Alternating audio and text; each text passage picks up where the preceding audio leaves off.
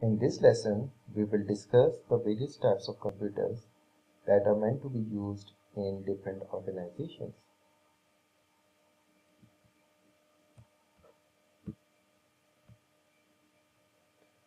Now, the computers that are meant to be used in organizations are capable of catering to the needs of multiple users at the same time. The computers that are to be used in organizations may be used by multiple persons and are commonly used by businesses and educational institutions such as colleges or universities, and they are normally present at the core of an organization's network. Normally, what happens is that every person interacts with the system using his or her own device, which is normally a keyboard, and thus liberating the other users from taking turns at the same keyboard and monitor. The computers for organizations are capable of handling the needs of thousands of individual users from a great distance, such as a distance of thousands of kilometers. The computers meant for organizations could perform specific tasks, or they may be general purpose machines that are capable of performing a wide array of tasks.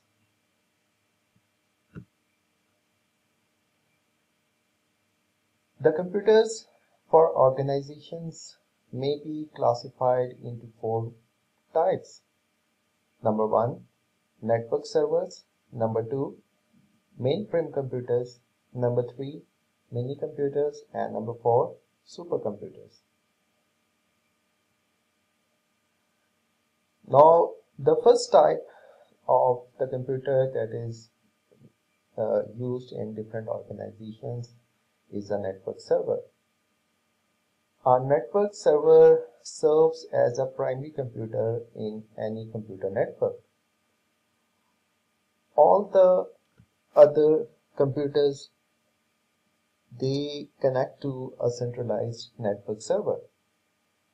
So we may say that a network server is a centralized computer that contains special purpose software and apparatus that allows it to function as a primary computer in any computer network.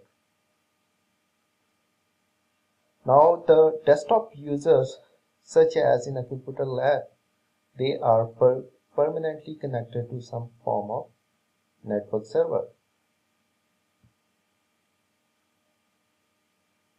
When it comes to the users of mobile computers, such as a laptop computer or a notebook computer or a tablet, the users may rely on a wireless means such as a Wi-Fi to connect to a network server.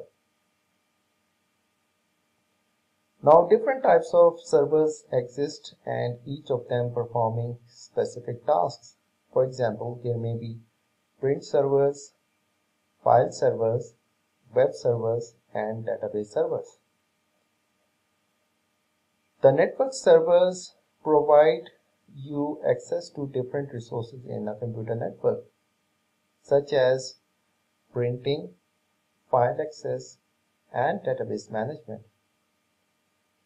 It may be the case that often a powerful desktop computer may serve as a network server.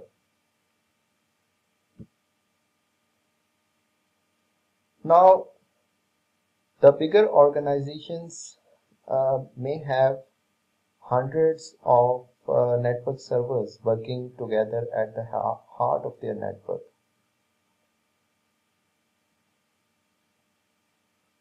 Now, when you arrange different network servers in the form of groups, they don't even look like a standard PC. So a collection of servers is referred to as server farms or clusters. So we may have either rack servers or blade servers. Now let's see what's the difference between a rack server and a blade server. Rack servers refer to the group of servers that are normally mounted in large racks, as shown in this figure on the right. Whereas blade servers, they are reduced to small blades that may be slid in and out of a case. So a blade server has a single chassis, and it basically allows you to slide in and out of a case any server.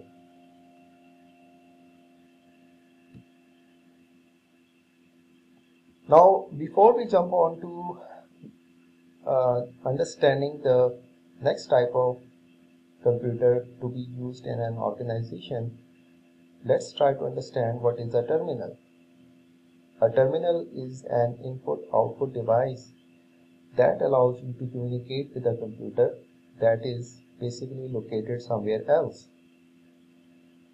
A terminal is normally a keyboard and a display device such as a monitor. We may classify terminals into two main types. Number one, dumb terminal, and number two, intelligent terminal. Now let's understand what's the difference between a dumb terminal and an intelligent terminal. A dumb terminal does not process or store data. It is merely an input-output device that serves as a window into a computer that is located somewhere else. On the other hand, an intelligent terminal contains few processing capabilities, but it does not have any storage. So the point to be noted is that the dumb terminal neither processes or stores data, whereas intelligent terminal does have few processing capabilities, but it also normally does not have any storage capability. Now the next type of computer that is used in organization is a mainframe computer. Mainframe computers are basically used in large organizations, for instance banks, insurance companies and aviation sector, where the user needs to have frequent access to the same data. A mainframe computer may be able to handle the needs of thousands of users at any given time. The users normally access a mainframe computer using a terminal or a standard PC.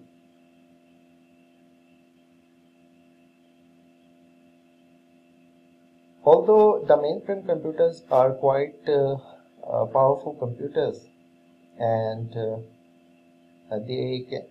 but they are not necessarily very flexible because they perform only a specific set of tasks. For example, the American Department of Motor Vehicles normally keeps information about driver licenses and the car specifications, but other than that they don't perform general purpose tasks. So you may just bear in mind that a mainframe computer, though it is very powerful computer and it can perform thousands of calculations per second, but they are not necessarily very flexible because they have been designed in a way to perform only a specific set of tasks. Now it may be the case that you have used a mainframe computer without even knowing it. For example, if you have ever in your life booked a seat on any airline's website, you most likely carried out a transaction with a mainframe computer. So you may have used a mainframe computer, but it may be the case that you may have used it without even knowing it. Okay. So this is all about mainframe computers. So we may summarize it as follows, that these are the computers that are meant to be used in large organizations, and they are capable of handling the processing needs of thousands of users simultaneously, and the users may access a mainframe computer using either a terminal or a standard desktop computer. And the mainframe computers, though they are very powerful computers, but they are not necessarily very flexible, because they are designed in a way that they perform only a specific set of tasks. Now, it is quite possible that you have used a mainframe computer without even knowing it, as we discussed in the example. Hope this clarifies what mainframe computer is. Now let's discuss how mainframe computers are basically placed. So mainframe computers are normally housed in special rooms so as to keep them out of the reach of the users. Now the next type of computer to be used in organizations is a minicomputer. Minicomputers were initially released in the 1960s, and their size is somewhat smaller than the computers of that time, and that's why they were named minicomputers. Minicomputers are often called mid-range computers because their processing capability lies somewhere in the middle of a desktop computer and a mainframe computer.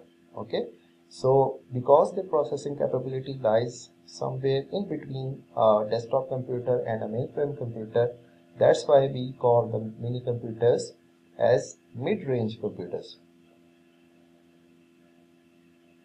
Mini computers may meet the processing needs of a small organization. Although the mini computers were originally meant for a single user, but nonetheless a well-equipped mini computer may be able to cater to the needs of hundreds of users at the same time. Now, just like a mainframe computer, a user may either use a terminal or a standard PC to access a centralized mini computer. Now, the last type of computer that is used in different organizations, mostly the research-based organizations, is a supercomputer.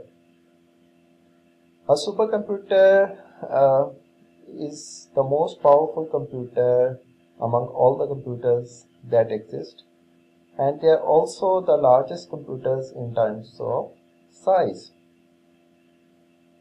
Now, supercomputers may be able to handle large and complex calculations. Now, for example, a supercomputer may be able to perform trillions of calculations per second. Now, in order to achieve such a high processing capability, supercomputers normally contain thousands of processor chips. Now, the supercomputers are basically used, as discussed earlier, in different research organizations or academic organizations, and apart from that, few government agencies and large businesses use them as well. Now, supercomputers are normally good for handling large and complex problems that require you to have very high computation power.